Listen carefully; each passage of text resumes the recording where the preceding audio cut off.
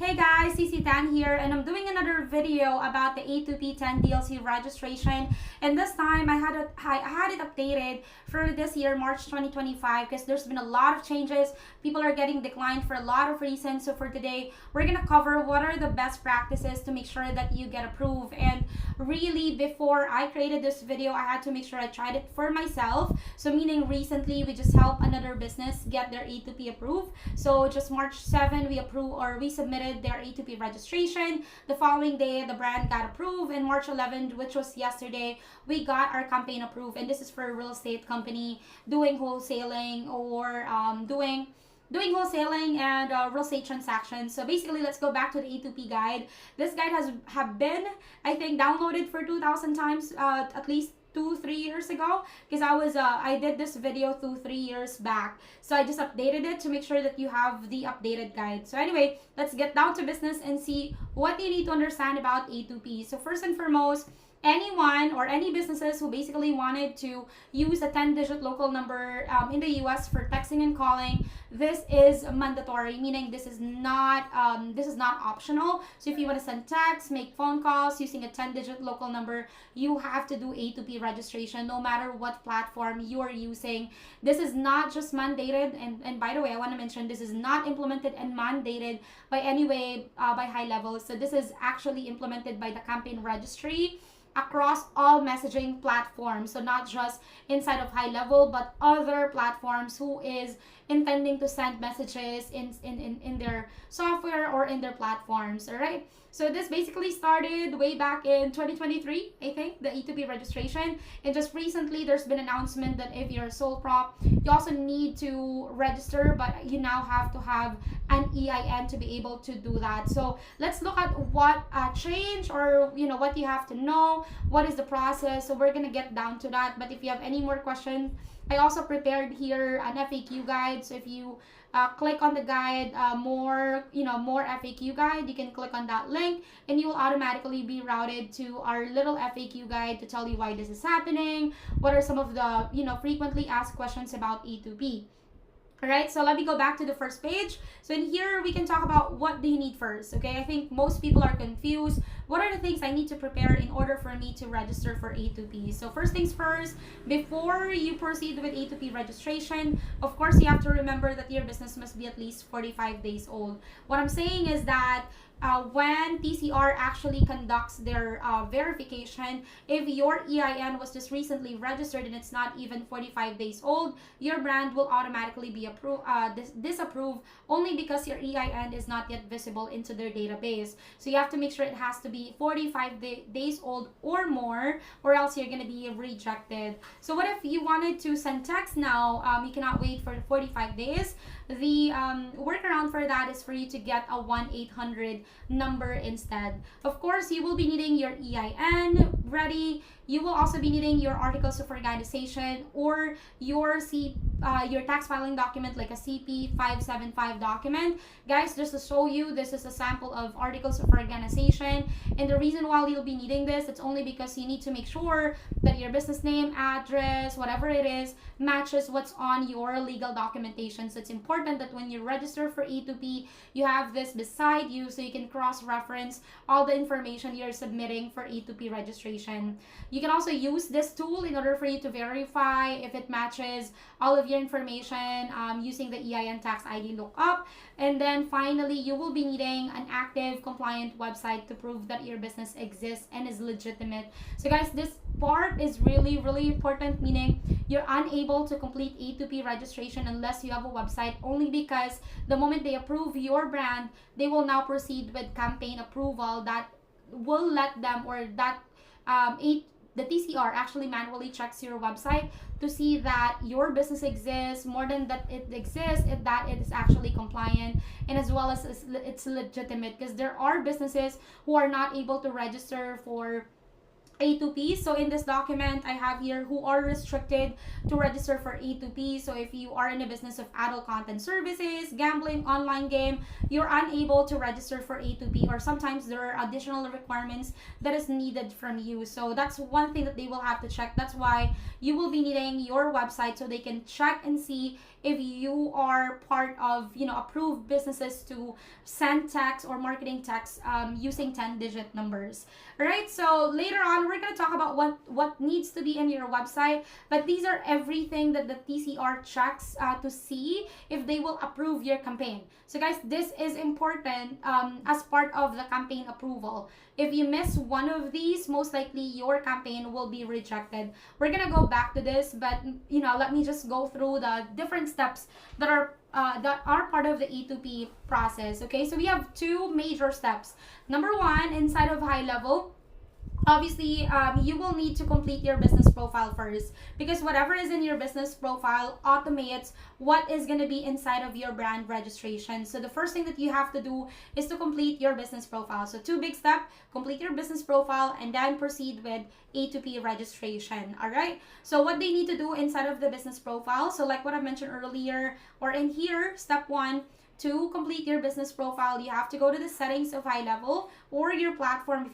If you have different platform, you can just check and see where you can have this updated. But in here, you can just go to the settings, and then from here, you will automatically be routed under the business profile. So inside of the business profile, like what we have mentioned earlier, make sure you have the articles of organization prepared, so you can copy and paste what's in here to be entered inside of HighLevel. So for example, what's your legal business name? You can copy and paste what's in your legal business documents to be entered inside of HighLevel. The friendly business name is going to be your DBA name, so you can enter that DBA name under the friendly business name or whatever name you want to appear in the system when you're sending text marketing.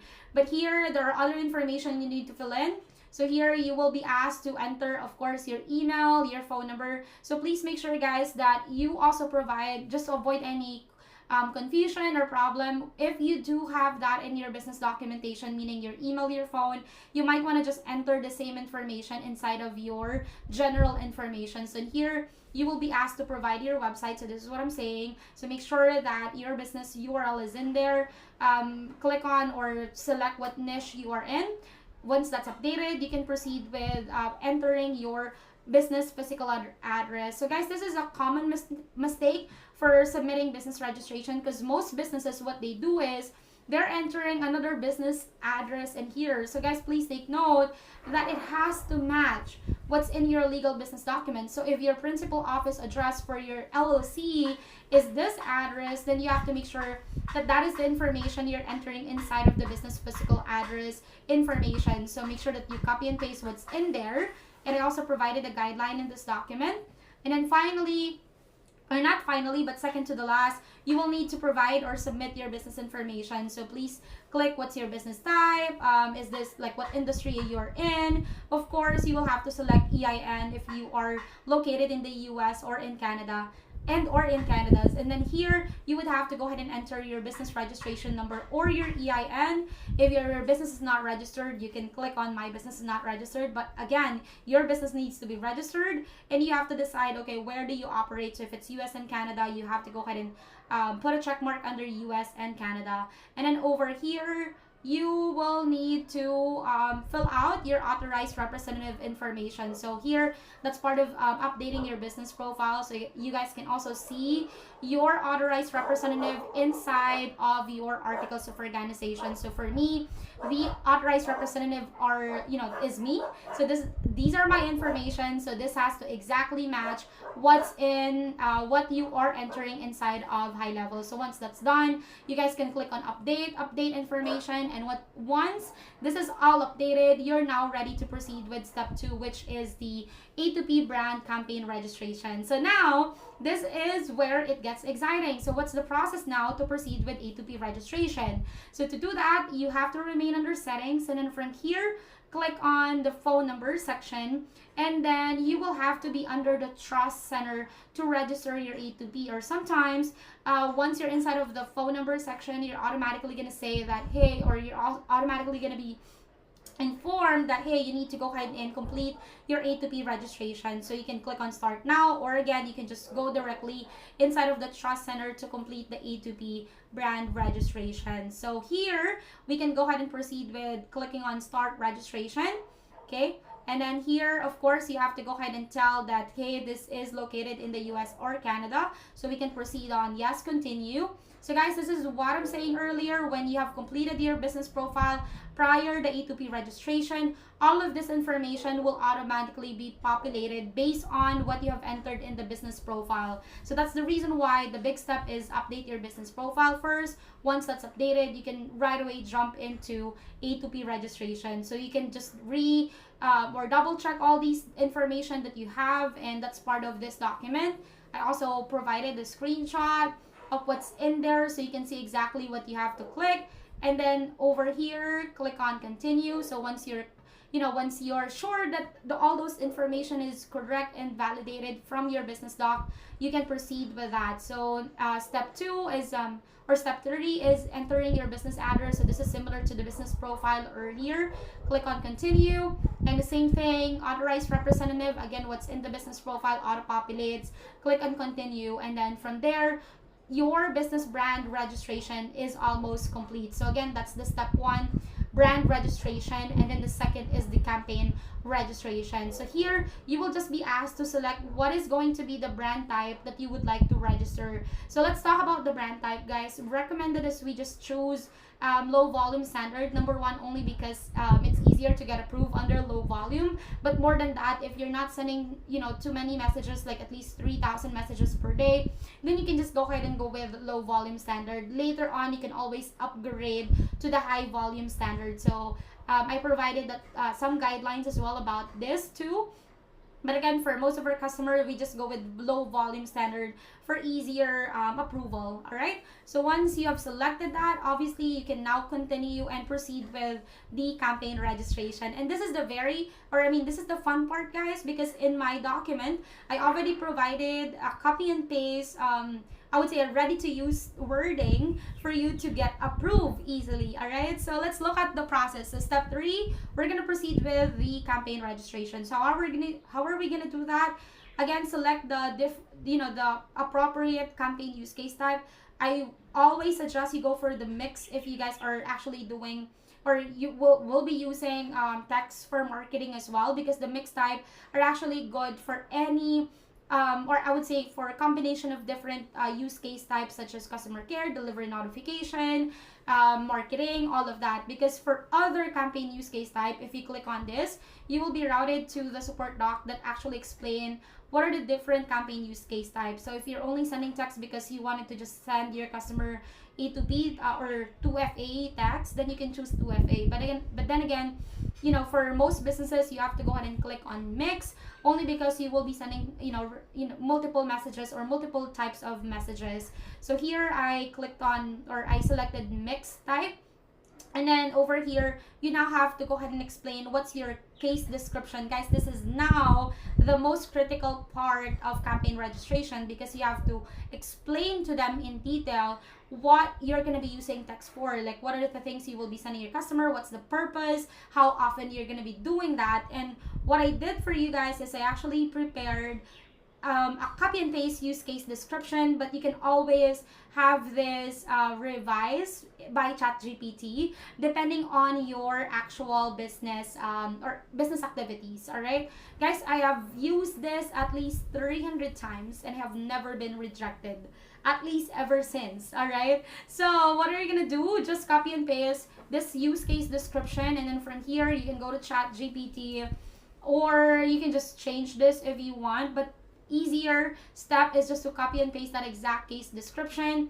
You can copy and paste as well this actual ChatGPT prompt, so that ChatGPT can actually have this updated based on your business, business activity or business type. So here you can have the update. You can have the type of business updated. So let's say, please update the following use case type for my laundry businesses. I do this. You can provide some description of what your business do exactly, so it's more appropriate, or it's actually more specific to you. And then you can go ahead and copy and paste exactly what will be provided by ChatGPT. Guys, take note, they already added some rules to make it at least up to 4,096 characters, because that's a requirement. So I'm just gonna go ahead and copy and paste what is provided or what was generated inside of ChatGPT. right? So this basically explains exactly what you will be using text order information for, right? So here I'm gonna copy and paste this and then put that inside of this one. Oops, okay, sorry, I think it did not. So just say limit to 4096 characters. For some reason ChatGPT did not recognize that prompt, so just make sure to just redo it again. But I'm sure you guys are getting this. All right, so let's say I was able to copy and paste everything, so I'm just gonna jump inside of HighLevel, put it in there. So let's say you've copied and paste everything. This time around, you have to go ahead and provide them a sample text, meaning to say a compliant sample text template for your business. So guys, this is actually the template that you can use. You just have to make sure that you include your name, your business name, and as well as an opt-out language. The only reason why most businesses get rejected because of the sample message, it's because they miss out their business name and opt-out language. So you can always just go ahead and copy and paste what's in here and replace it with your business name as well as, you know, the purpose of this text, right? But other than that, all of these basically are required, including standard rates may apply because that's one of the things that they will be looking for. You can also have another sample text message. Again, you can copy and paste, replace this information with your name, with your business name, and with your, you know, service information or business information, right? So you can also see more samples here, but then again, just copy and paste what I have and replace it with your own. You can always or also ask ChatGPT to paraphrase it a little bit to make it very unique to you.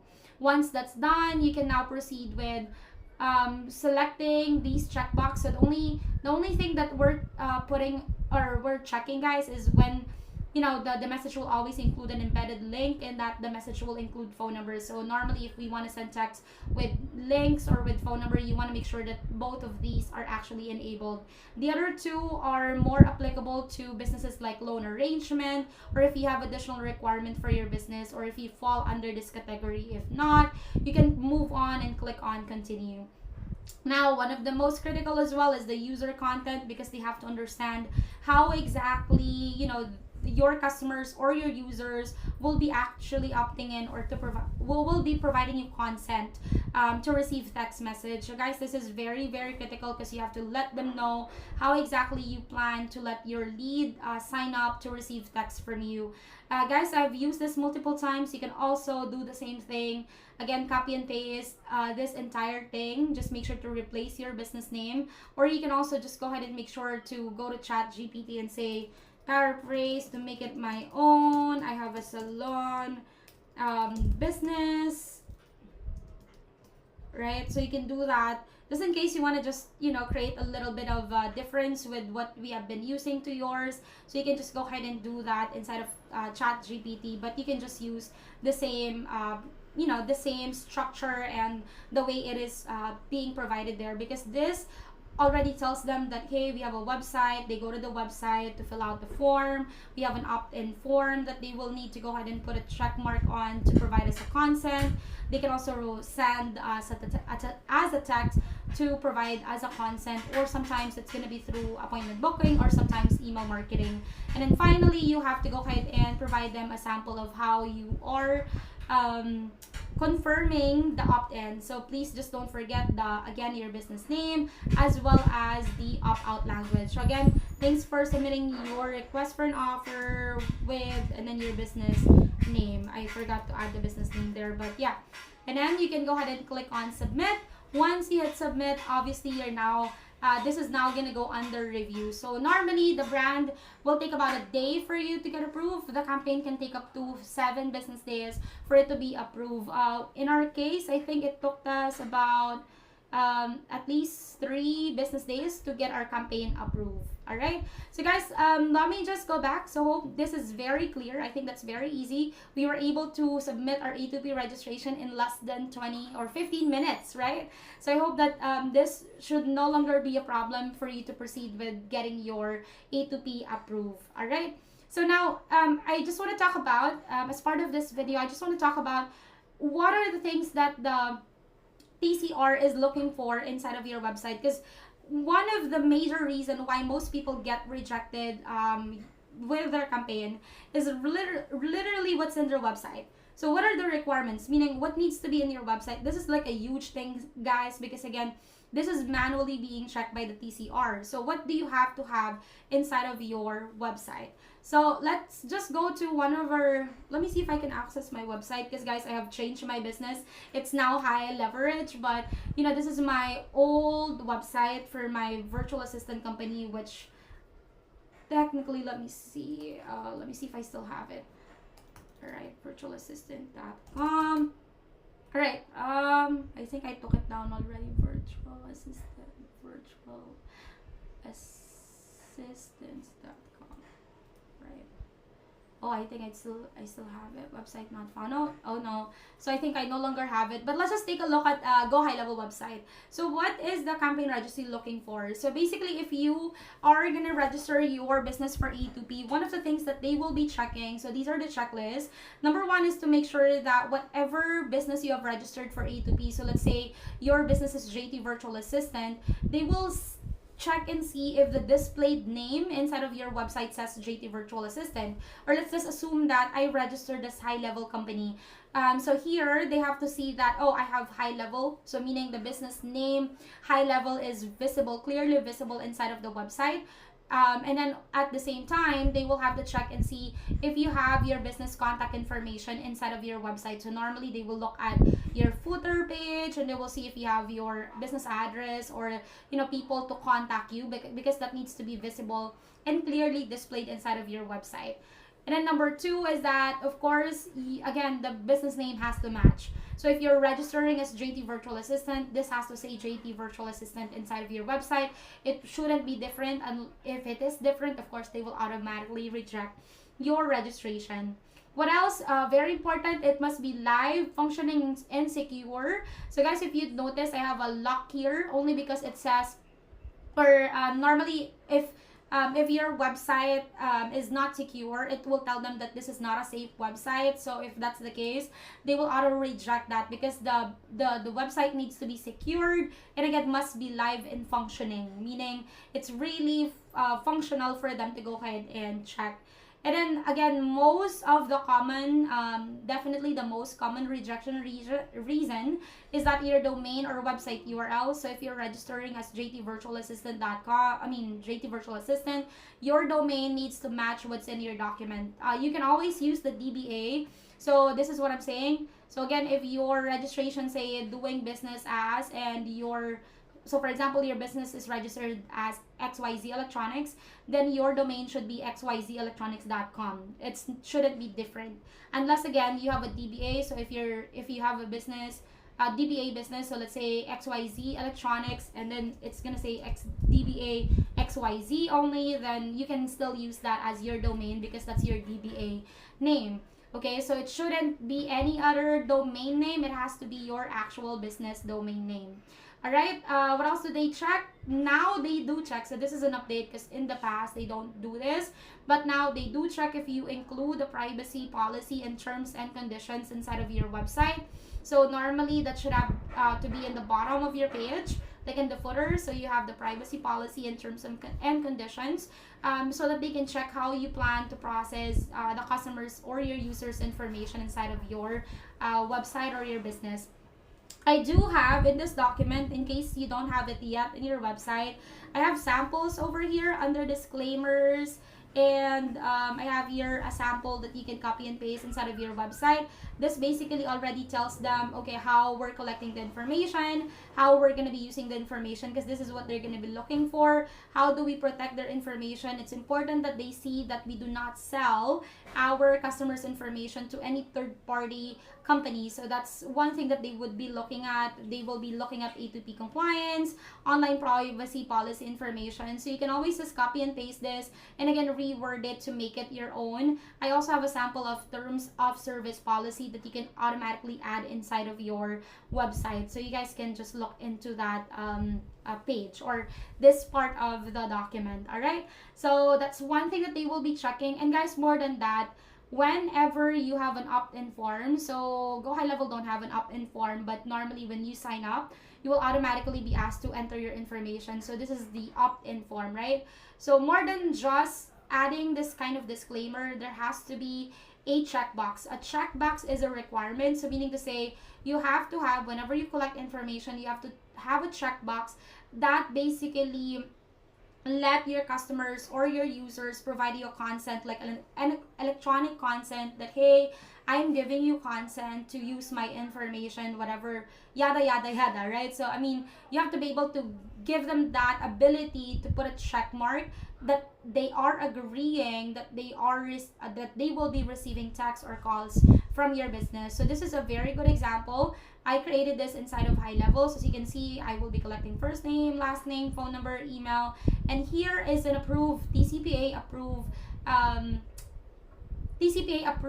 consent disclaimer form. Guys, I'm telling you, I have used this at least 300 times and I have never been rejected by using the same disclaimer. I don't believe in the two boxes opt-in form, only because this already tells them what they will be looking for. So number one, you have to tell them what are the type of messages you will be sending from your business. So marketing, transactional, and informational messages. You have to indicate your business name in that disclaimer. You have to be able to tell them what are the things that the customer expecting to receive, text, calls, and where it's going to be coming from. At the same time, the user needs to consent that the information they're providing is theirs and that they can unsubscribe at any time. So like the opt-out language. At the same time, that they are saying that even if they're part of the do not call list, this is important, that they're providing you a consent and that they're legal age and have read your policy, privacy policy, and important, the message and data rates may apply. You may be looking at it as a simple disclaimer, but actually there is a guideline in your opt-in form. So if you click on TCPA compliant disclaimer, you can see, okay, what are the things you have to consider when creating your opt-in disclaimer form, because definitely these are the things that they will be looking at to approve your campaign registration. So here, again, you can copy and paste this and then just change it with your business information. And then one more thing, guys, I just noticed this is part of the 2025 update. Now, not just 2025, I think later in 2024, that you shouldn't be requiring your customer to provide their phone number and email. So these fields shouldn't be required fields. If you want to change that later, you can just wait until your campaign is approved. What I'm saying is this has to be an optional fields for your clients to fill out. And then don't forget to have your privacy policy link. So inside of High Level, you can now, so let me delete this. You can always just copy the T&C and you can have this link updated in your form. So let me just save. You can drag and drop that. Let me just save because I'm unable to. Okay, let me refresh.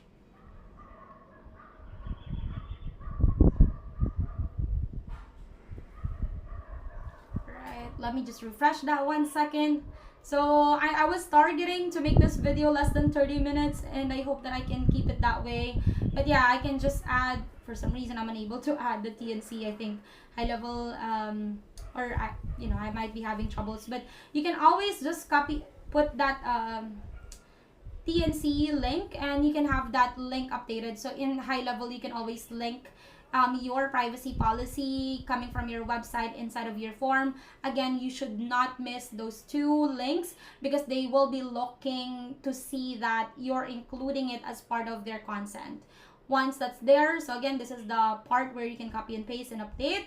Once that's done, you can go ahead and click on save, and now it's ready to be reviewed by the TCR, TCR people to get you approved in a couple of days. So guys, make sure that of course your website also is not providing any misleading information. You're not part of the prohibited businesses to do A2P, and of course your website should not promote any unsolicited marketing practices. Like if you're selling data, whatever, you shouldn't be putting that inside of your website. So yeah, I hope that this little video would be able to help you get approved, I'm gonna go ahead and comment down the link so that you can go ahead and obviously copy and paste this. But if you're having a hard time, again, this is a long process. You can always message us. This is our contact information if you need help to get yours approved. Yep. Anything else? Message me at any time.